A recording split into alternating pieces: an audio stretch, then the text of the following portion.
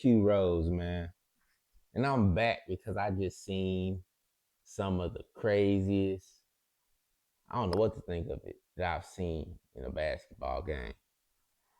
Bam Adebayo scored 83 points. I'm gonna repeat myself. Bam Adebayo scored 83 points. And I don't know how to feel about it, man.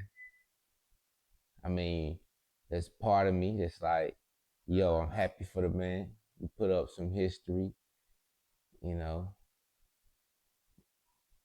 And there's another part of me that's like, damn, Kobe, 81 points. You beat that. And it's all cool until you start thinking about who it was against. It was against the Washington Wizards. And outside of the Alex Sarr, who was the number one pick, I didn't know anybody on that team, honestly, except for Jaden Hardy because he got traded from the Mavericks. But I had no idea what was going on. Seeing him going down, they fouled him. Shoot, he got to the line 43 times.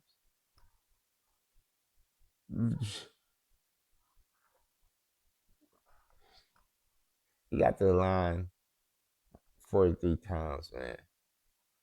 It might have been more than that. I don't know. He shot 20 for 43 on the field.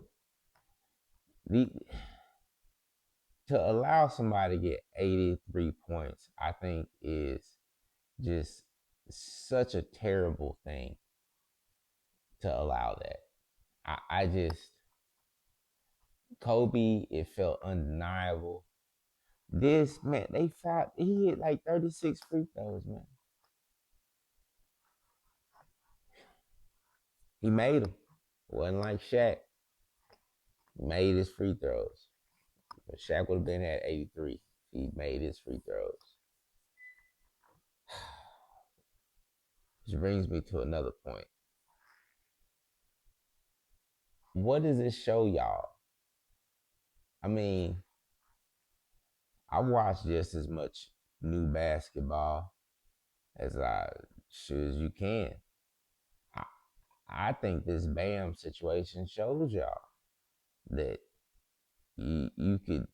Bam is super athletic. I'm not saying he's not, but if Bam can score 83, you really think this dude, Charles? You think Charles Barkley couldn't do it? You know, it's like even with players like Michael Jordan, it's like I don't think people understand.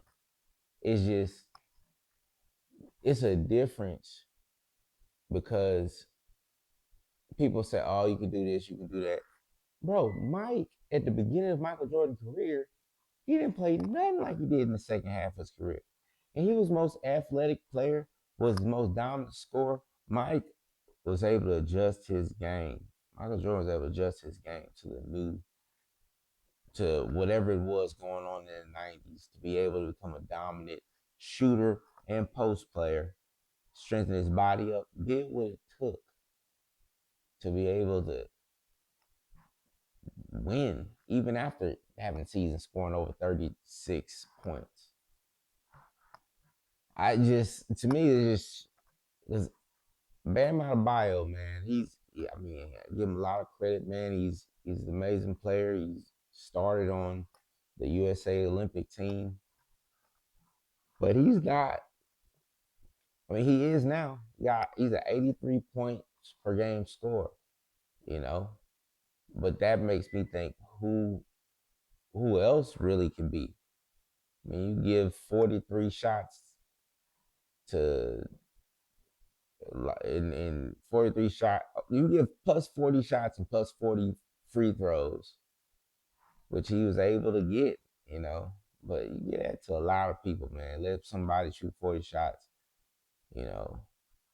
And I guess against the Wizards specifically, they're going to be able to score a lot of points. I just don't understand why. I would have got a tick or something, man. Flagrant foul or something, bro. Like you're not about to just beat Kobe record on me. They would triple team them and they was still getting cooked. Man, I wouldn't care who else scored. I'm not letting Bams get 80 on me. I would have left two people wide open, three people wide open. You left people wide open. Y'all not gonna win anyway. Y'all sorry. God dang, bro. Man, that's what he looked like. He looked like Charles Barkley. And Barkley could have shot three. Barkley had y'all shoot mid-range jumpers. You got these whole arguments be crazy to me because it's like I don't think people understand how like the only difference I say that the new school has over the old school is goddamn dribbling with your offhand. Everybody can dribble with their offhand, and that's like a skill that you don't really see people get later on. You know, shooting it, I've seen people. Brooke Lopez turned into a knockdown shooter. This guy was just a post player defender. Then he turned to a 3-point shooter out of nowhere. PJ Tucker revamped his career.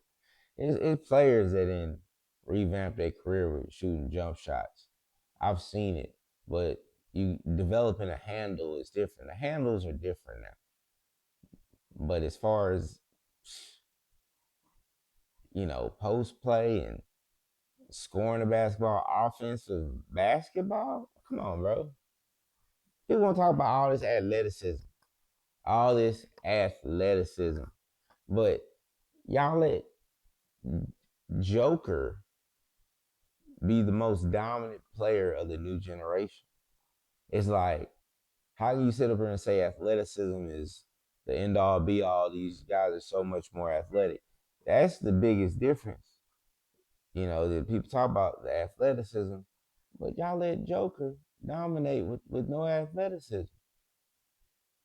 It's like, y'all think Larry Bird couldn't do nothing with this?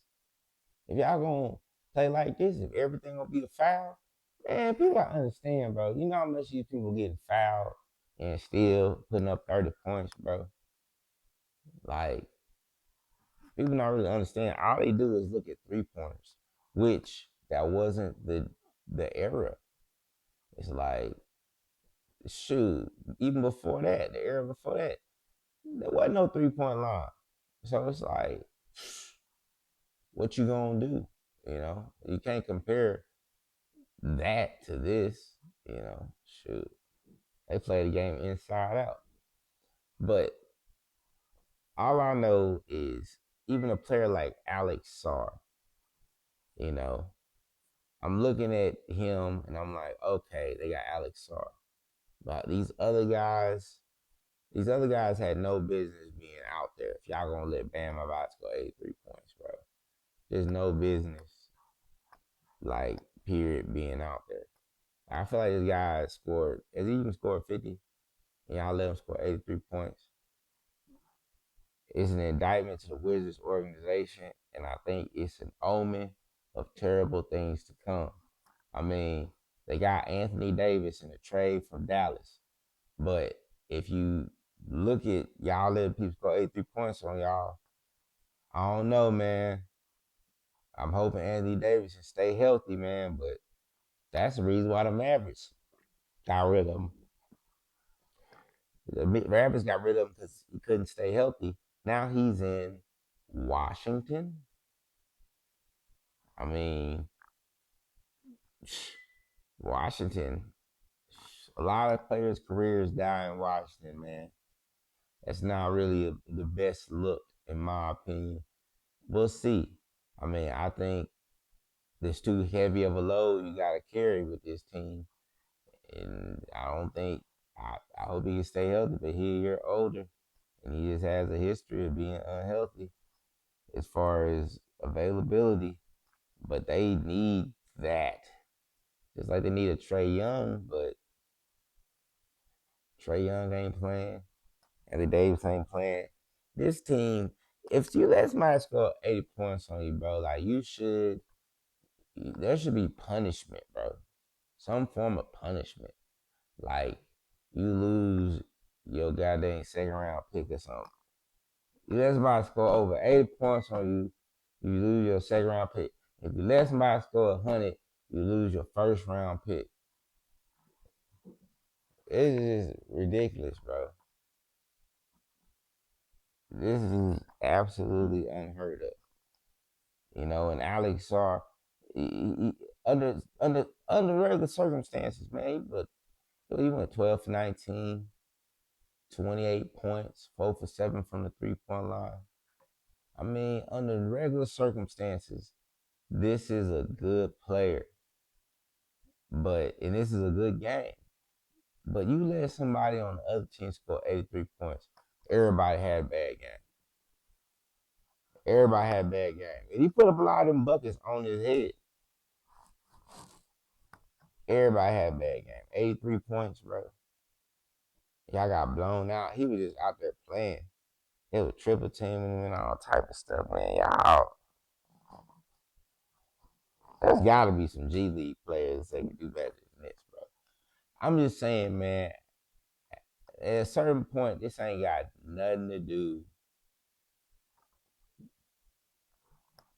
with how skilled someone is. It's not like he's shooting the ball like that. He went 7 for 22, 7 3-pointers. Steph do that every other night. You know, it was y'all had to foul him over 20 times. I'm just vexed. I'm vexed at how they let this happen. Shout out to Bam Adebayo, man. This guy right here, he took advantage of the moment, and I really ain't got nothing bad to say about Bam. My issue is with the Washington Wizards. Like, Bam is supposed to go out there and try to put 83 on your head. But who just,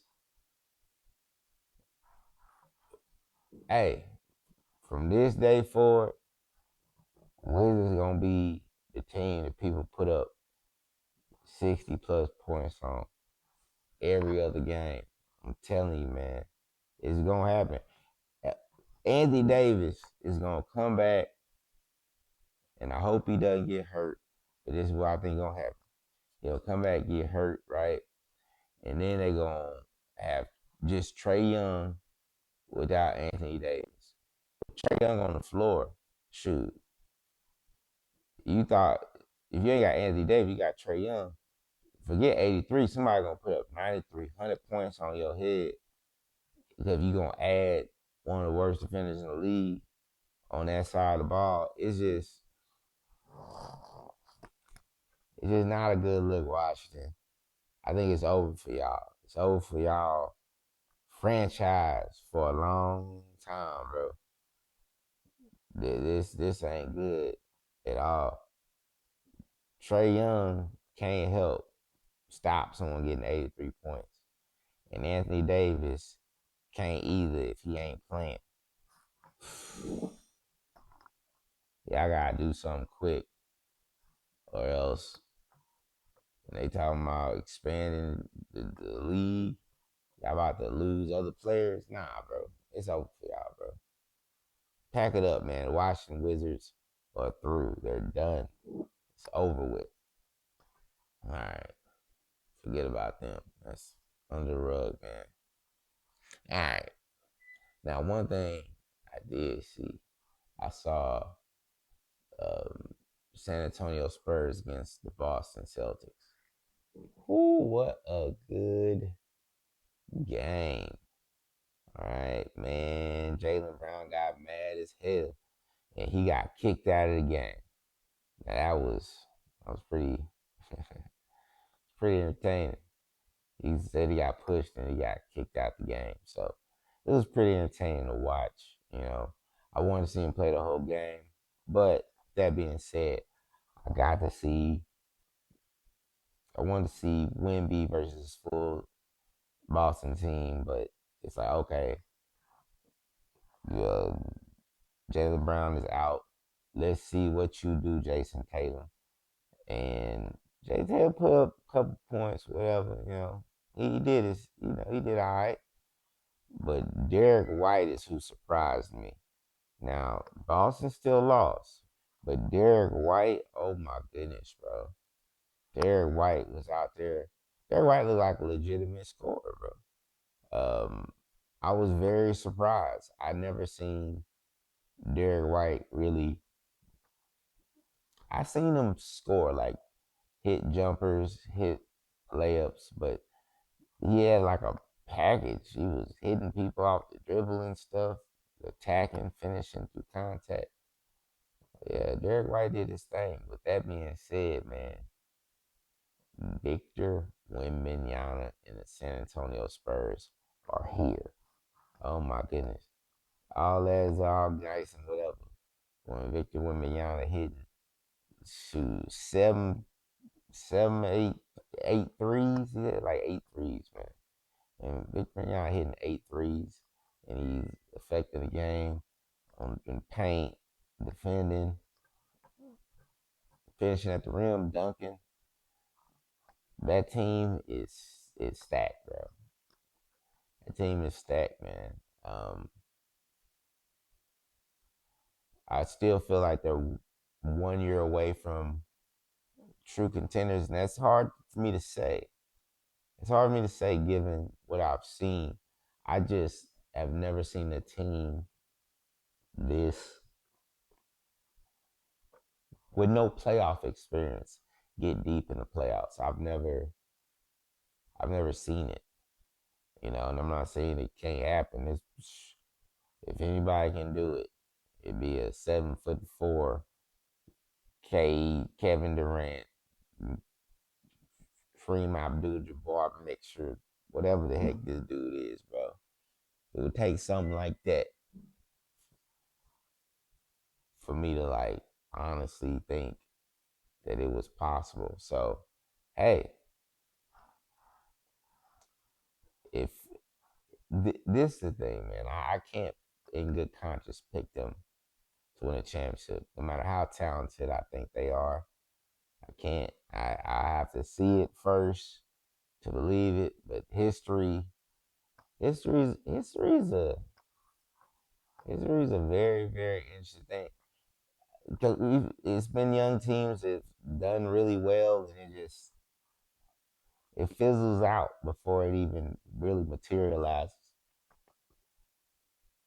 into anything that's like a viable option where you're like, oh, they're gonna win a championship. So I expect them to get beaten by a team just off pure experience. That's what I expect. Happened to the Spurs. I think Spurs is going to be a tough out, but I think a team with playoff experience is going to catch them. You know, be somebody that's not even nowhere near the top. Maybe somebody like Minnesota. They can catch them, man. We've seen it happen. What is it? Houston was young last year, and and the Golden State caught him. Houston was young. That was a 2 seed. Golden State was a 7 seed. All right, San Antonio 2nd seed. They're the two. You know what I'm saying? And I've just seen this before. And the biggest difference is Houston doesn't have Victor Wembanyama. Okay, but they had a young core that got to the second round. I mean, not second round. They got to the 2nd seed in the whole NBA, only behind the championship Thunder, and they blew that team up to bring in Kevin Durant, which they're nowhere. They're not about to get a 2 seed now. So off regular season, they're worse. The Houston Rockets are worse than they were last year. It's off record. But they made that decision to do because they lost in the playoffs and that playoff experience. They feel like it's gonna matter, and it is gonna matter. But that being said, it just seems like Houston isn't better. Phoenix, when they're healthy, are better. Dylan Brooks is hurt right now. Um, did something to his hand, seen him with a splint on the side. So we'll see, man. We'll see. I don't know. I don't know. All right, but Spurs, great, whatever. All right, last thing I want to talk about is Max Crosby. Max Crosby, he got traded to the Ravens, and then out of nowhere, the the the, the Raiders reneged on their trade, which is crazy work. I just I never seen every major sports um, media tool or outlet talk about something with fact like this, and it wasn't the case. I know they reneged, but this was big. It was breaking news. It was on the front paper, And this is crazy. It makes me not trust any deal now that pops up. It's like, oh, if they say yeah, they just might renege. But with that being said, I think a lot of teams are still gonna shell out 2 first round picks. I don't know why they reneged on this. I don't know. They feel like they get more than 2 first round picks. It's like, in theory, I guess, depending on who it is, I don't know. That's just a word. It's a weird situation, and it's terrible for Lamar Jackson because I thought as soon as I saw that, I was like, Lamar Jackson got a chance to win Super Bowl. And now that they reneged, I gotta take back what I said about Lamar Jackson's chance to win the Super Bowl. It's just y'all y'all screwed him over. He had a chance to win the Super Bowl. You bring in Max Crosby, but nah, it's not what you did. It's crazy, man. This is absolutely crazy. I've never seen it. But that being said, I think that Cowboys should try to get Max Crosby. Why not, Cowboys? Why the heck not? Go get Max Crosby. We gonna get some 1st round picks. All right, we gonna use our 1st round pick this year. Sure. I guess is 2 picks gonna be as good as Max Crosby? Of course, there's a chance, but Dak ain't getting no younger. With that being said, I think Dak gonna play for a solid amount of years. He seems to understand how to not play with contact. He's no longer that running player that he once was. He's now passing the ball. With that being said, it's like, dang, why not try to? It's like, why not try to get Max Crosby? I understand Michael Parsons was really good and all that, but it's true we were getting torched by the run, and he fits the bill to make our run defense even better, way better than it was with Micah. But he'll still get double digit sacks every single year. So he probably is not as effective as a rusher as Micah. As a run stopper, he's way more effective than Micah. So it's like that fits what the Cowboys are trying to do.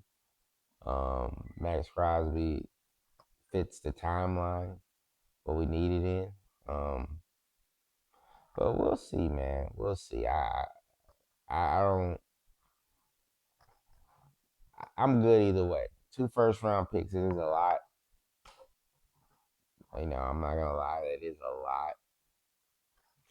Just in general, but Max Crosby a 2 first round picks type of guy. So we'll see, we'll see, we'll see. All right, that's it for me. Peace.